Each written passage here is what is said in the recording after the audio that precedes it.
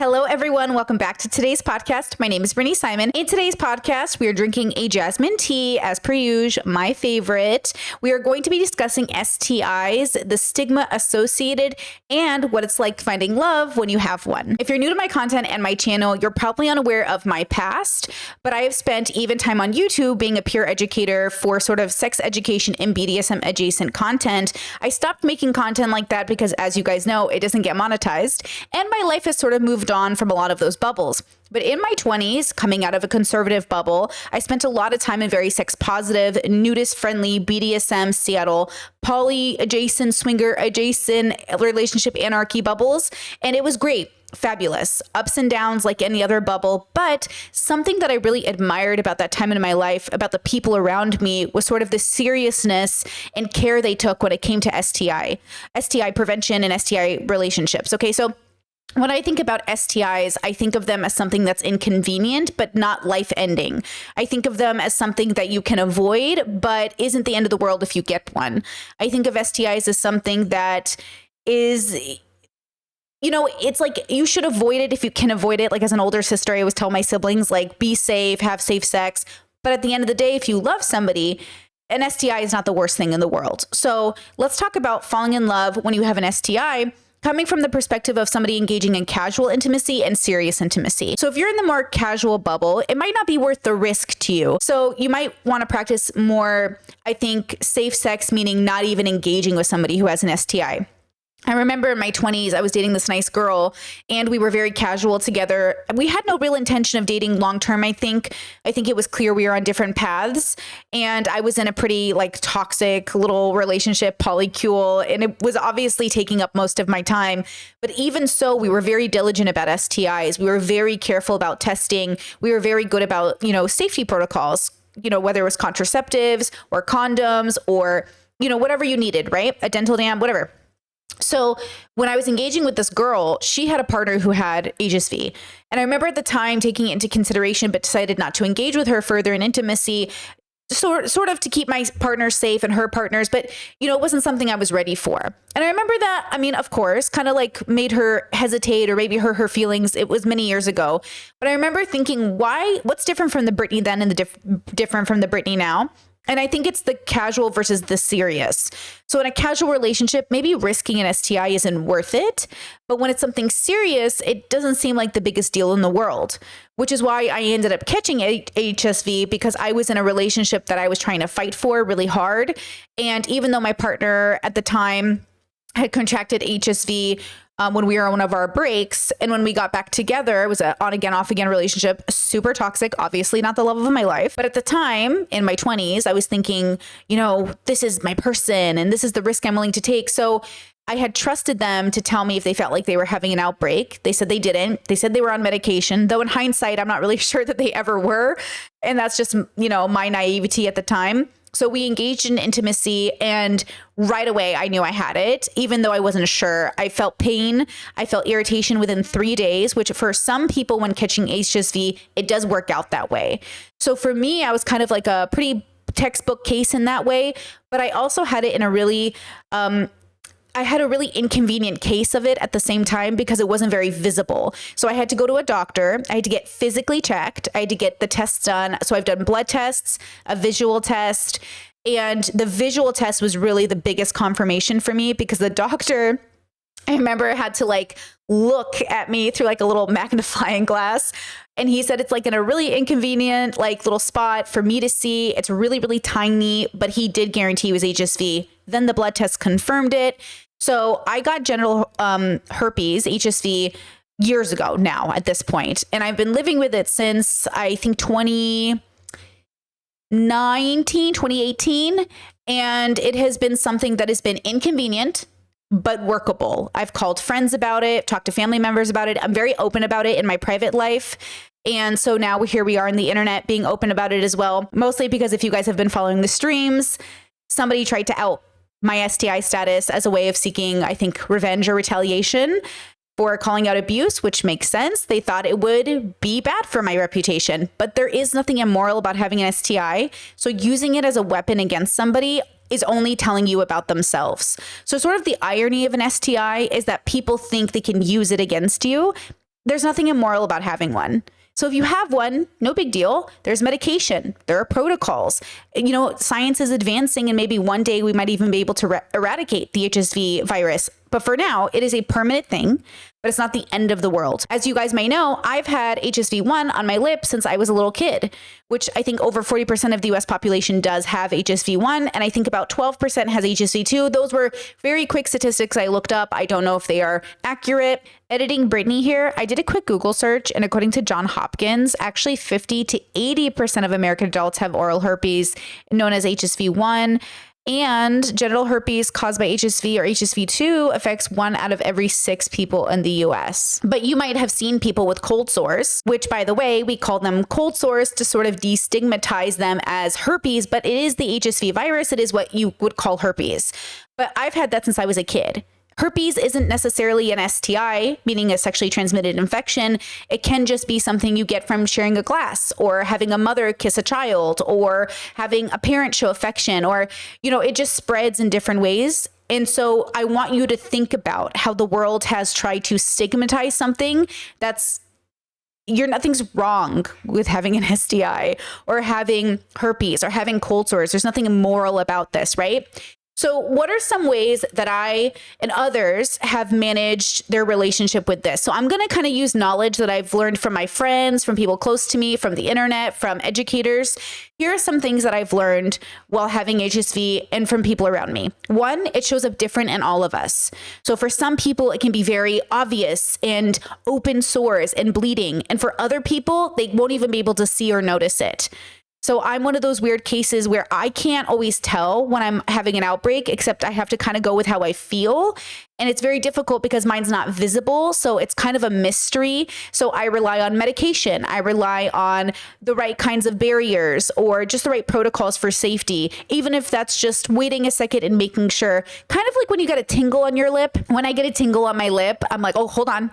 Is this herpes or is it not herpes? Now, I'll give you an example that sort of, I'll give you sort of the biggest downside to sort of HSV-1 versus HSV-2, because you can get either any place, right? You can get HSV-1 genitally, you can get it, orally, you can get it anywhere, you can get it in your eye.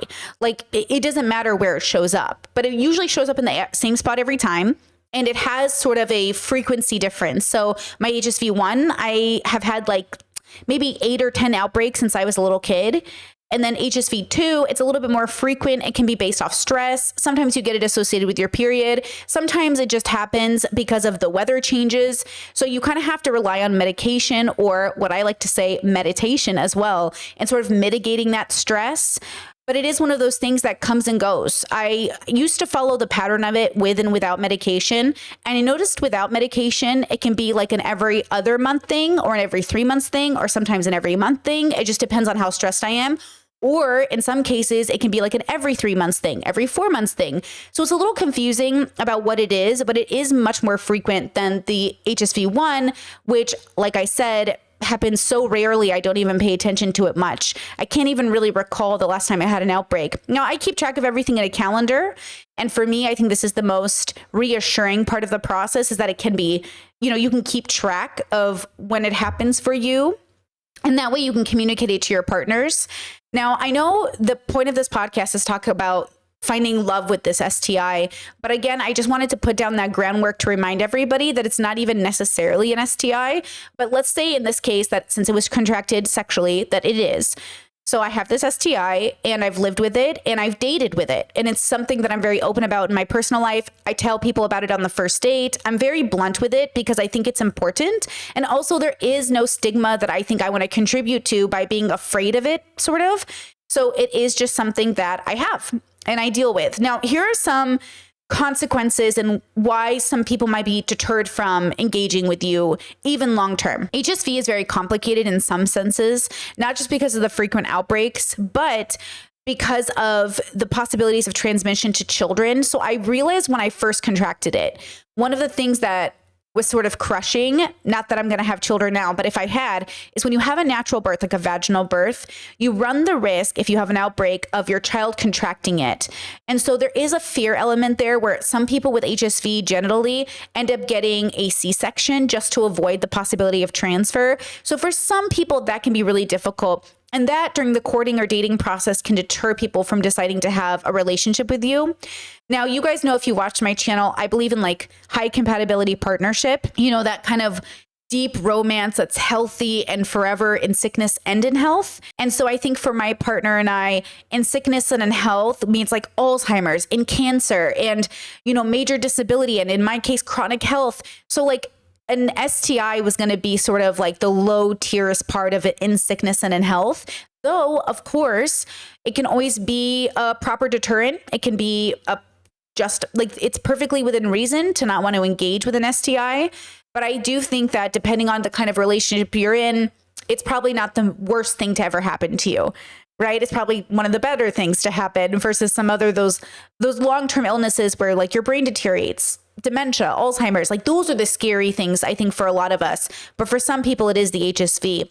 When it comes to finding love with an STI, I think you're really asking yourself why you're dating and courting. And is this a deal breaker? And sure, it can impact parts of your life, maybe from intimacy or children or maybe mood swings or stress. But is this a thing you can work around? Is it a thing that is enough of a reason not to be with the love of your life? Or are you in a relationship where you're mostly settling? So you want it to be as convenient as possible. I think when you want things to be as convenient as possible, so casual relationships or settling marriages, you're not looking for somebody with too much baggage in quotation marks, because you're looking for a convenience of union, right? I think what I'm looking for in my life and what I think I found is long-term commitment with a high compatibility partner who loves me for me, regardless of my sicknesses. And I think that that's really important for a lot of us in this community to recognize that when people fall in love with us, they're falling in love with us, even though we're chronically ill, even though we're XYZ. And I think that's the kind of love that really makes it to the end. Like that's the kind of love that's so beautiful. And I think that that's really hard for a lot of people to process because a lot of people aren't falling in love with their high compatibility partners. And I don't blame people who are in settling marriages for wanting to settle with somebody who doesn't have an inconvenience. And that's why even when you talk about casual hookups or sexual relationships, they're all well and good. You can do them safely with an STI, but I can see why it would deter people from risking the chance of, getting it for something so casual and temporary. So really, finding love with an STI is not only so likely if you're looking for a high compatibility partner, but it's not even going to be a deterrent. And I think that's kind of the message that I want to send to you guys is that when you're looking for high compatibility partners, like somebody who's so on the same page with you in regards to values, why would they have a value so different from you when it comes to STIs? And that's what I want you to remember is finding somebody who recognizes that you had a life before them, that you weren't going to come, without some sort of a story. And your story is something that contributes to the person you are today, the person that they fell in love with. Now, I understand for most dating situations, maybe you wouldn't bring up STIs on the first date, but since my partner and I did a courting style marriage, it meant that the 2 weeks where we were talking, on text, leading up to the first date, it was all in preparation for telling all of those medical sort of problems up front in case it contributed to the ending of the courting process. So that first date we had, that 8-hour first date we had, we went over everything. And that came up, of course. And they needed time to think about it, as they should. And that's what the courting process offered us, was an opportunity to put it all on the table and an opportunity to say, thank you for your time. I'm going to go in a different direction without it being the end of the world. Because we're very much similar in that sense, where we were looking for high compatibility partners. We were interested in long-term, in sickness and in health. And we were very serious about being transparent about any of the problems we were bringing to the table in case either of us weren't well suited for handling those problems.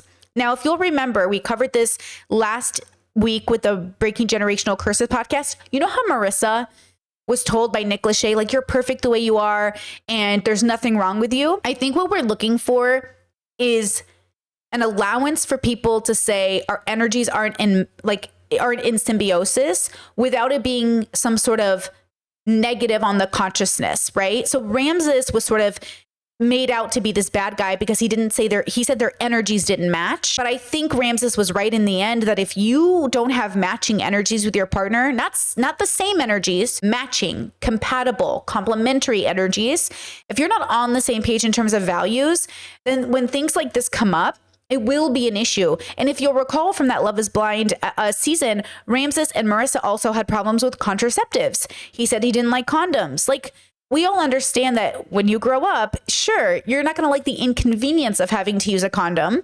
But the reality is that the responsibility is to keep your partner safe and to keep things in check. And sometimes that requires a condom. So it feels sometimes like when people are talking about intimacy or longevity, they're thinking about the irresponsibility, the fun part, instead of the responsibility, which is having fun, but with barriers, right? Having fun within reason.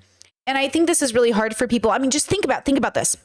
Think about all those boy podcasts that are like, women are up and down. They have all these feelings. Oh, women fake having a headache so they don't have sex. We are in a world right now where the compatibility isn't at the forefront in terms of values. Even conservatives will say, oh, this is why we're so excited for 4B because now you're dating about, in regards to values. Yes, but even conservatives are having a tough time right now. Everybody is having a tough time because I think they're ignoring how difficult it is to find a high compatibility partner, but not how impossible it is. Like I said, my partner and I were more than willing to be single for the rest of our lives if that's what it took.